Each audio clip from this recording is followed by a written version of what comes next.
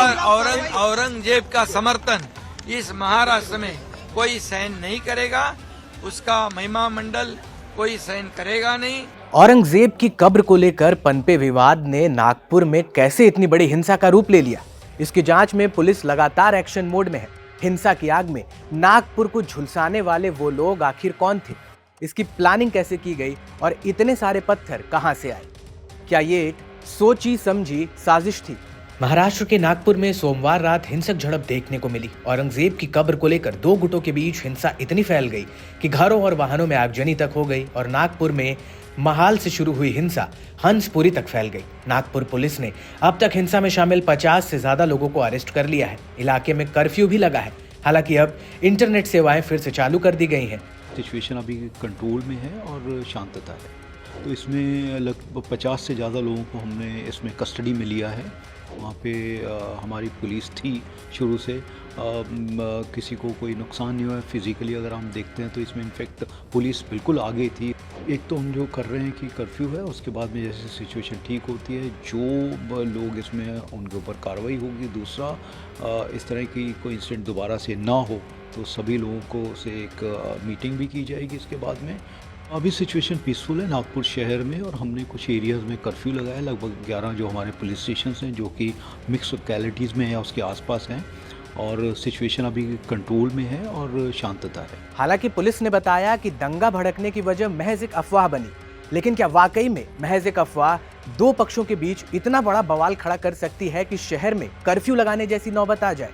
इस दंगे को लेकर कई सवाल खड़े हो रहे हैं, जिसमें सबसे पहला सवाल यह है कि क्या साजिश के तहत नागपुर में हिंसा हुई है? औरंगजेब को लेकर जारी तनाव की आड़ में क्या जानबूझकर चिंगारी को भड़काया गया? इस पर सियासत गर्म है। शिवसेना और बीजेपी नेता इसे सुनियोजित साजिश बता रहे हैं। सीएम देवेंद्र फडणवीस ने विधानसभा में कहा है कि यह हिंसक घटना और दंगे पूर्व नियोजित प्रतीत होते हैं। महाराष्ट्र के उप मुख्यमंत्री एकनाथ शिंदे ने नागपुर हिंसा को सोची समझी साजिश का करार दिया। तर सकाळची एक घटना घडल्यानंतर मध्यंतरीच्या काळामध्ये पूर्णपणे शांतता होती, पण त्यानंतर मात्र संध्याकाळी काही लोकांनी जाणीवपूर्वक अशा प्रकारचा हल्ला केल्याचं या ठिकाणी लक्षात येत आहे। याचं कारण जवळपास एक ट्रॉली भरून त्या ठिकाणी दगड मिळालेले आहेत। काही ठराविक घरांना, काही ठराविक आस्थापनांना त्या ठिकाणी लक्ष करण्यात आलेलं आहे। 3 डीसीपी लेवलचे लोक या ठिकाणी जखमी झालेले आहेत आणि जसं मी सांगितलं की यातल्या एका डीसीपीवर तर थेट कुऱ्हाडी वार हा त्या ठिकाणी करण्यात आलेला आहे। जो आगजनी हुई है, जहाँ पर कई लोग 2-4 हजार लोग इकट्ठा होकर जो समाज कंटक थे, उन्होंने कई घरों को वहाँ पर मोमिनपुरा है, महाल एरिया है, चिटनीस पार्क है, यहाँ पर इकट्ठा होकर लोगों के घरों को लक्ष्य कर दिया, टारगेट कर दिया, पथराव किया, आगजनी कर दी, वहाँ की गाड़ियाँ जलाई और एक ऐसे जगह पर उनकी गाड़ियाँ 100-150 पार्क होती थी, वहाँ मोमिनपुरा में एक भी गाड़ी खड़ी नहीं की। इसका मतलब ये होता है कि ये पूर्व नियोजित साजिश थी। अब दूसरा सबसे बड़ा सवाल यह है कि आखिर नागपुर हिंसा की साजिश किसने रची थी? पुलिस इस मामले में हर एंगल से जांच कर रही है, क्योंकि जिस भारी मात्रा में घटनास्थल से पत्थर मिले हैं उसे देखकर किसी सोची समझी साजिश की बू जरूर आ रही है।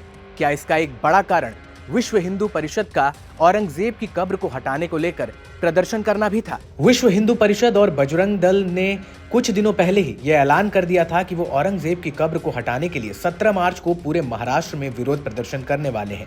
इन्होंने कार सेवा करने की भी चेतावनी दे डाली थी। सोमवार दोपहर तक विश्व हिंदू परिषद और बजरंग दल के कार्यकर्ता सड़कों पर विरोध प्रदर्शन कर रहे थे, लेकिन शाम होते होते नागपुर सेंट्रल के माहल में हिंसा भड़क गई और दो पक्षों में जमकर पथराव हुआ।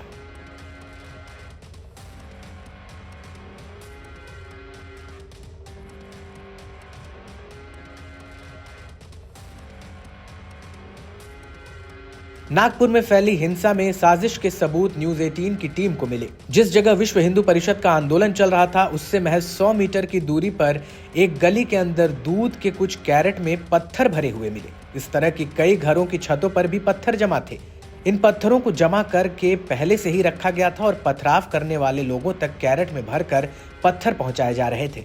ये भी कहा जा रहा है कि अफवाह फैलने के बाद भीड़ जुटी, तो फिर उस भीड़ ने कैसे सिर्फ उन्हीं घरों पर हमले किए जो हिंदुओं के थे? यानी साफ है कि हिंदुओं के घरों को चिन्हित पहले से कर लिया गया था। पुलिस साजिश के हर एंगल की जांच करने में जुटी है। मुख्यमंत्री देवेंद्र फडणवीस ने बताया कि 80 से 100 लोगों की भीड़ इस हिंसा में शामिल थी। इस भीड़ ने जमकर पथराव किया और पुलिस अधिकारियों पर भी हमले किए। एक पुलिस अधिकारी पर तो कुल्हाड़ी से हमला हुआ, 3 डीसीपी स्तर के अधिकारियों पर भी हमला किया गया। हिंसा में कुछ घरों को भी निशाना बनाया गया। बाद में सीएम फडणवीस ने घायल डीसीपी से वीडियो कॉल पर बात की। अच्छा, हातावर लागलं. अच्छा, मग आता प्लास्टिक सर्जरी केली, काय केलं त्याच्यामुळे? प्लास्टिक सर्जरी केली, पण केली सर, काही ग्लोव्स वगैरे डॅमेज झाले नाही. Very good. ठीक आहे, तुम्ही चांगलं तिथे समोर गेलात आणि सगळ्याचा सामना केला, त्याबद्दल तुमचं अभिनंदन आहे आणि आम्ही सगळे तुमच्या पाठीशी आहोत आणि लवकर तुम्ही ठीक व्हावं अशी आमची प्रार्थना आहे आणि अशाच प्रकारे नेहमी तुम्ही चांगलं काम कराल अशी बिल्कुल ईश्वरचंदी प्रार्थना है। नागपुर में दंगाइयों ने देवताओं के फोटो देखकर गाड़ी जलाई।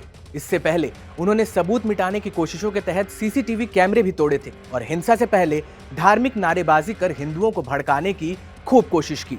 सीएम फडणवीस के मुताबिक नागपुर हिंसा में 12 दोपहिया वाहन, एक क्रेन, 2 जेसीबी और 4 पहिया वाहन जल गए हैं। अब तक 50 से ज्यादा लोगों की पहचान कर गिरफ्तार भी किया गया है। नागपुर के 11 पुलिस थाना क्षेत्रों में धारा 144 लागू कर दी गई है और एसआरपीएफ की 5 टुकड़ियां भी तैनात की गई हैं। महाराष्ट्र के डिप्टी सीएम एकनाथ शिंदे ने भी इस मामले में हिंसा करने वालों के खिलाफ विपक्षी दलों पर भी निशाना साधा है। अबू आजमी को तो निलंबित कर दिया है, दोबारा ऐसी नौबत ना आए, ऐसा काम वो ना करे।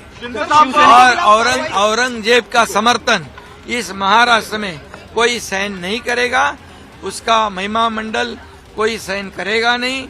ये औरंगजेब, ये छत्रपति शिवाजी महाराज, छत्रपति संभाजी महाराज और हमारे देश का दुश्मन था, वो देशद्रोही था, ये जुल्मी आक्रमणकारी था, माँ बहनों पर अत्याचार करने वाला था, मंदिरों को तोड़ने वाला था और छत्रपति संभाजी महाराज पर अन्याय अत्याचार करने वाला था। ये महाक्रूर कर्मा था और इसलिए उसको बिल्कुल उसका समर्थन जो भी करे उसको बख्शा नहीं जाएगा।